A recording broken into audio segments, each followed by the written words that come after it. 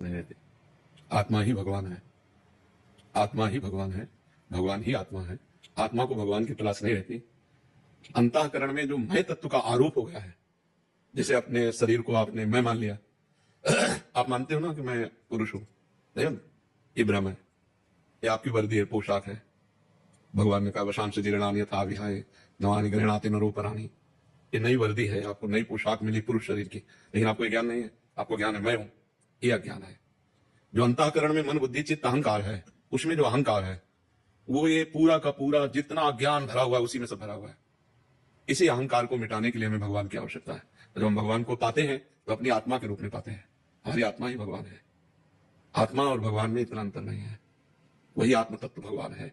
वासुदेवा सर्वम इति समात्मा सुदुर्लभा। भगवान ही सबके हृदय में विराजमान है, वही आत्म तत्व के रूप में विराजमान है। तो आत्मा को परमात्मा की खोज नहीं है, परमात्मा ही आत्मा है। खोज है मैं को। ये जो अहम बैठ गया है, स्त्री पुरुष इंद्रिया मन भोग वासना धन बाहरी सब वैभव, ये सब अज्ञान का स्वाप्निक दृश्य मिट जाए और मैं अपने स्वरूप में आ जाऊं या मैं भगवान को प्राप्त हो जाऊं। ये देहाभिमान को है भगवान की प्राप्ति। देहाभिमान को भगवान की खोज है, आत्मा को नहीं। आत्मा ही परमात्मा है, परमात्मा ही आत्मा है, किंचित मात्र अंतर नहीं। जैसे एक चम्मच गंगाजल या एक टैंकर गंगाजल कहा क्या जाएगा, गंगाजल कहा जाएगा ना। वैसे जीव को क्या कहा गया, परमात्मा का अंश। तो गंगा जी का अंश एक चम्मच गंगाजल तो पूर्ण गंगाजल ही है, अपूर्ण तो नहीं है ना।